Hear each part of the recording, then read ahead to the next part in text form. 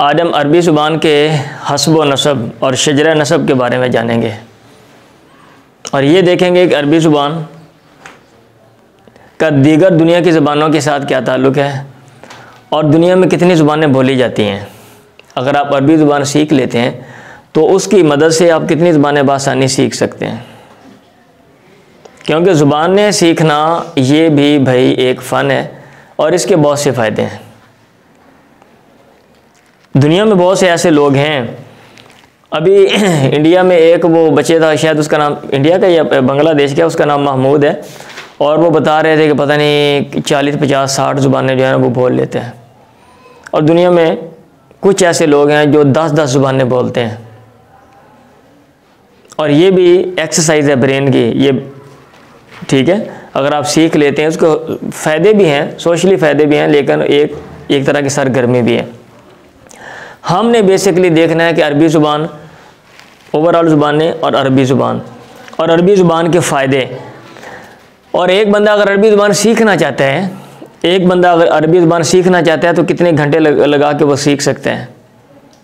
और हमें 6 सालों में अरबी ज़ुबान क्यों नहीं आती, ये भी देखेंगे, ठीक है। और ये बहुत मुफीद चीज़ें यहाँ मैंने लिखी हुई हैं। कुछ लोग यहाँ पे देख के कह रहे थे भाई ये कौन सी खुशक चीज़ें यहाँ पे लिख दी हैं, तो ये मुफीद हैं। अगर आप शौक़ के साथ देखेंगे इन चीज़ों को तो इससे बहुत आप क्या कहते हैं लुत्फ़अंदोज़ भी होंगे और ये फ़ायदा भी होगा आपको। क्योंकि मैंने आपको जदीद अरबी पढ़ानी है, इसलिए मैंने कहा चलें ओवरव्यू ज़रा दे दूँ, फिर हम आगे अरबी पढ़ने की तरफ चलेंगे। तो याद रखिए ज़ुबानें जो तादाद है 7100, 7000 से तकरीबन ऊपर ज़ुबानें, 7000 ज़ुबाना। और हम लोग कितनी ज़ुबानें बोलते हैं? उर्दू पंजाबी दो ज़ुबानें बोलते हैं ना, तीसरी ज़ुबान हम पढ़ते हैं, चौथी या लोग इंग्लिश पढ़ लेते हैं, तो लिहाजा 3-4 ज़ुबानें जो है ना वो हम अमूमन बोलते हैं। 1-2 ज़ुबानें लेकिन पढ़ लेते हैं, उसमें भी हल्का फुल्का हम बोल सकते हैं अरबी इंग्लिश में, ये 3-4 ज़ुबानें हम। अब ये जो है ज़ुबानें, ये जो 7000 और प्लस ज़ुबानें हैं, इनको ख़ानदानों में डिवाइड किया गया है। किस में डिवाइड किया गया है? ख़ानदानों में। अब ये देखें दर्जा बंदी के उसूल हैं, पहले ये देख लें। लिंग्विस्टिक फैमिलीज़, ज़ुबानों की तारीख़ और माख़ज़, ज़ुबानों की हिस्ट्री और ज़ुबान कहाँ से आई, इस लिहाज से ये जो 7000 से ऊपर ज़ुबानें हैं इनकी दर्जा बंदी कर दी है, उनकी फैमिलियाँ बना दी हैं, ख़ानदान बना दिए हैं, ठीक है। नंबर 2, टाइपोलॉजिकल क्लासिफिकेशन, टाइप्स देखते हुए ज़ुबान की साख्त, जुमलों की तरतीब और ग्रामर को। अगर एक ज़ुबान की साख्त दूसरी जैसी है, एक ज़ुबान के जुमले की तरतीब दूसरी ज़ुबान की जुमलों की तरतीब जैसी है, एक की ग्रामर दूसरे की ग्रामर करीब है, होता है हमारी बहुत सी ज़ुबानें ग्रामर। अब अरबी की ग्रामर पार्ट होते हैं, उर्दू की ग्रामर, बहुत सी चीज़ें मिलती जुलती हैं, ठीक है।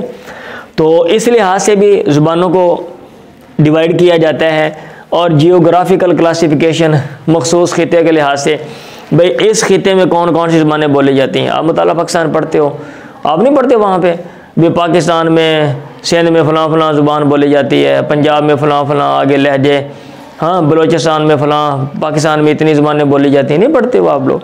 तो मखसूस ख़िते के हिसाब से ज़ुबानें जो है ना वो। अब उसमें ये नहीं देखा जाता कि भाई जो पश्तो है उसका पंजाबी के साथ क्या रिलेशन है, ठीक है, पंजाबी का क्या कहते हैं सिंधी के साथ क्या रिलेशन है, सिंधी का बलोची के साथ क्या रिलेशन है, ये नहीं देखा जाता। आप मखसूस ख़िते की ज़ुबानों को देख रहे हो, ठीक है। तो इसमें ये जो लिंग्विस्टिक फैमिलीज़ हैं, ये लैंग्वेज फैमिलीज़, बड़े लिसानी ख़ानदान, वो कौन से हैं, यानी इस हिसाब से जो ज़ुबानों को डिवाइड किया गया वो कौन से हैं, वो 10 बड़े ख़ानदान हैं।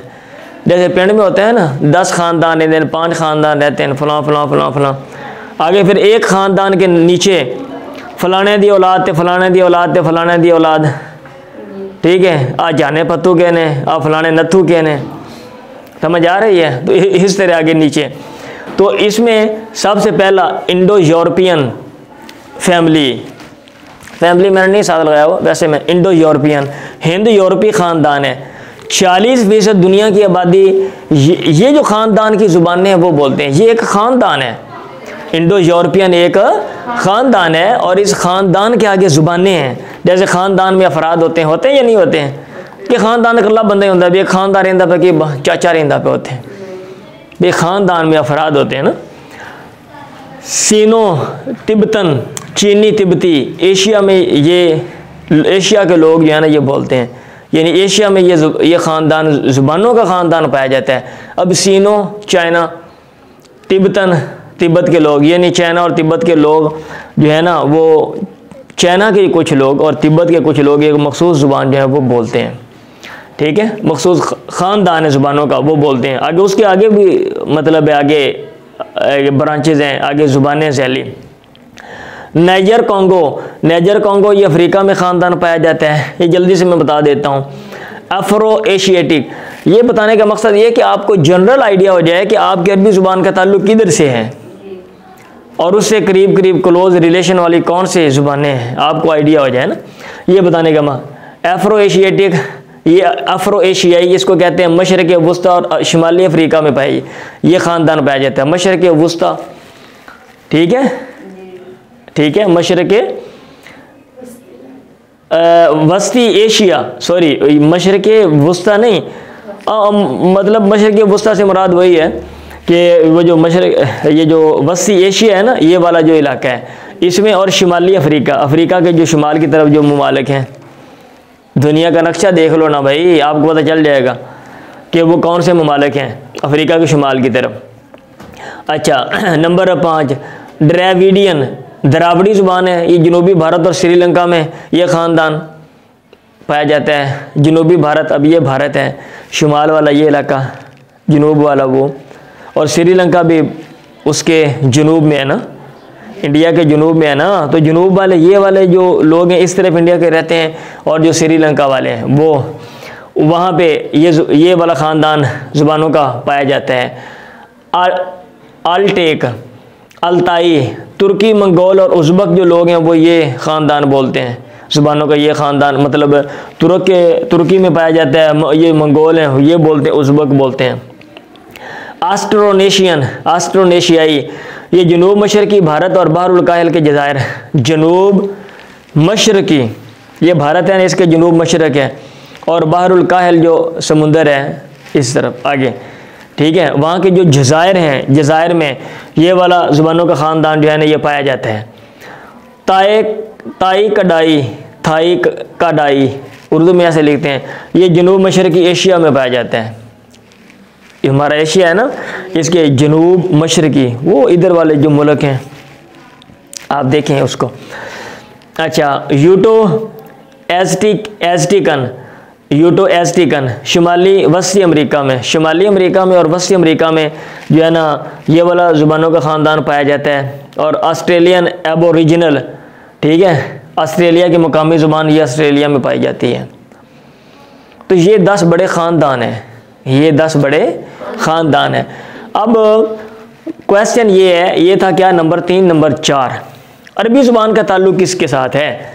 ये जो 10 ख़ानदान आपने बता दिए इसका ताल्लुक़ है भाई अफ्रो एशियाटिक के साथ।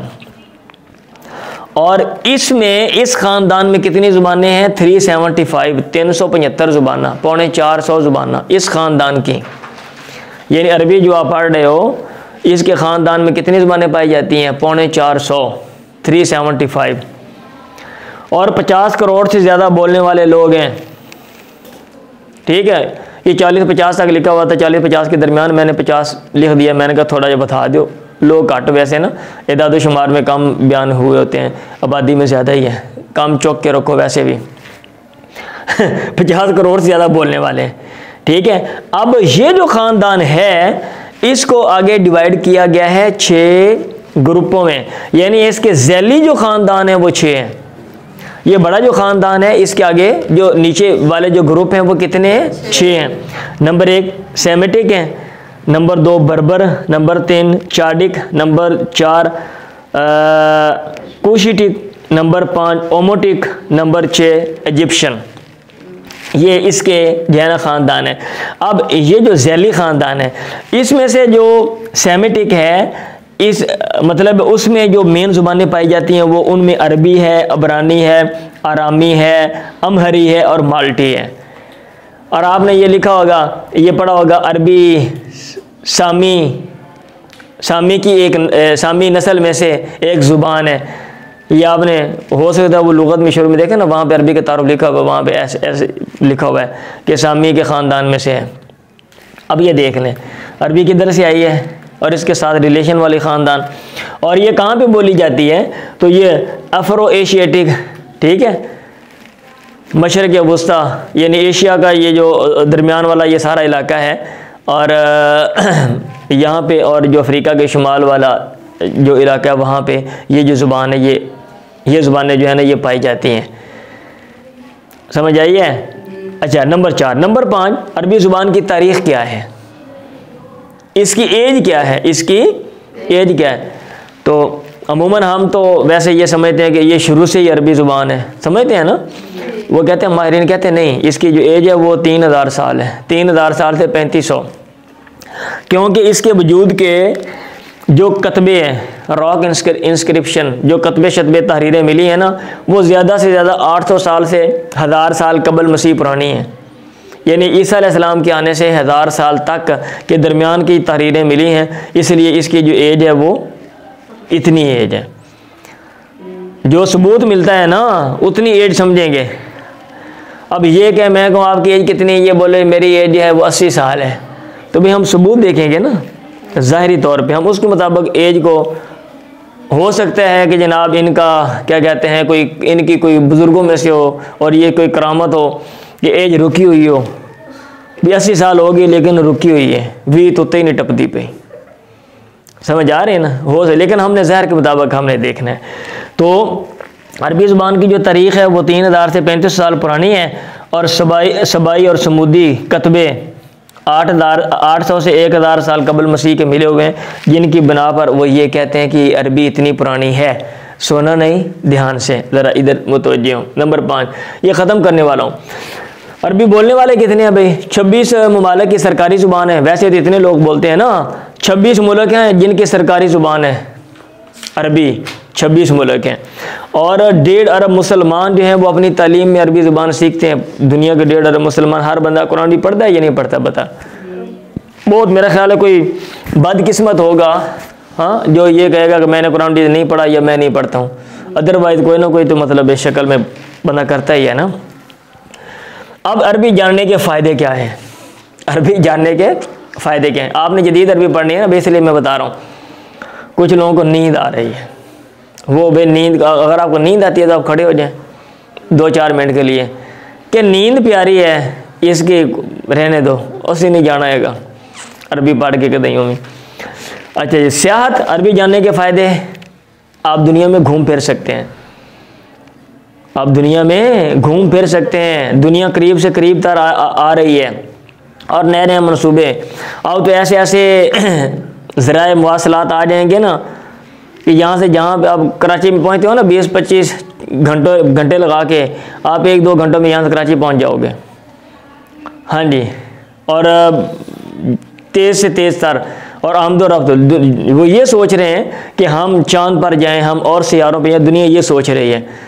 और अगर ये सिलसिला शुरू हो जाता है तो आप कम से कम चाँद पे नहीं जा सकोगे, तो आप दाएं बाएं तो करीब करीब जा सकते हो ना। और अगर आपको अरबी ज़ुबान आती है तो भाई फिर तो मज़े है ना, बस कहीं भी जाते हैं तो ज़ाहिर बात है रुकावट क्या होती है। अब मुझे अगर आपकी ज़ुबान ना आती है तो मैं आपकी इज़हार माफ़ी ज़मीर नहीं कर सकता, आप मेरे सामने नहीं कर सकते। अगर आती है तो ये एक बड़ी चीज़ होती है कि बंदा बातचीत कर ले किसी माशरे में जाके। बैनुल-अक़वामी तंजीमों में मुलाज़मत मिल जाती है अगर आपको अरबी ज़ुबान आती है। जो बैनुल-अक़वामी तंजीमें हैं, तो जैसे इंग्लिश ज़ुबान आपको आती है, इंग्लिश की बड़ी अहमियत है, बैनुल-अक़वामी ज़ुबान है, ऐसे अरबी भी बैनुल-अक़वामी ज़ुबान है, तो तंजीमों में आपको मुलाज़मत मिल सकती है। इस्लामी उलूम और तारीख़ में तहक़ीक़ आप कर सकते हो। इस्लामी उलूम अरबी में लिखे हुए हैं, आपको अरबी ज़ुबान आती है तो आप इस्लामी उलूम और तारीख़ की स्टडी बआसानी आप कर सकते हो, जो असल किताब में उनको आप देख सकते हो। यूनिवर्सिटीज़ में स्कॉलरशिप इसकी बिना पर आप ले सकते हैं भाई पढ़ने के लिए, आप प्योर अरबी पढ़ें, या अरबी जो मतलब है यूनिवर्सिटीज़ है वहाँ पे आपको अरबी ज़ुबान आती है तो आपको वो कोई और भी आपने ब्रांच पढ़नी है, कोई और इल्म का कोई शोबा, कोई किसी फील्ड में आपने जाना है तो आपको अरबी आती है तो वो आपको वो ले लेंगे, ठीक है भी हमारी ज़ुबान ये बोल सकता है, ये बोल सकती है। अरबों की सकाफ़त अदब से वाकफ़ियत हमें होती है, पता चलता है ज़ुबान से अरब क्या सोचते हैं, क्या समझते थे, उनका लिटरेचर क्या है। और मुतरजम और इंटरप्रेटर, तशरीह करने वाले मुतरजम लोग साथ लेके जाते हैं ना। हाँ जी, तो जब लोग हमारे मुल्क के जाएंगे ना, वज़ीर आज़म सदर साहब दौरा करने के लिए, तो भाई आपको भी साथ लेकर जाएंगे, आपने तर्जुमा करना होगा और आपको अपने साथ बिठाएंगे। लेकिन ये तभी है जब आप पढ़ेंगे। और अगर सोने के ऊपर टेले देंगे भाई, फिर गांव में ही रहेंगे। हाँ जी, फिर पेंडे जब मज्जा न पट्ठे पाने ने बाहर नहीं जाना है आप। अब अच्छा जी, ये था नंबर 7। नंबर 8, ज़्यादा ज़ुबानें बोलने के फ़ायदे। एक तो ज़ुबान दिमागी सलाहियत में इजाफ़ा, और भी बहुत से फ़ायदे। मुलाजमत के वसी मौके भी मौजूद होते हैं। आप जितनी ज़ुबानें सीख लेते हो तो मतलब वसी होते जाते हैं। अब इसके डिटेल में नहीं जाता हूँ। अहम चीज़, वक़्त दरकार कितना होता है ज़ुबान सीखने के लिए।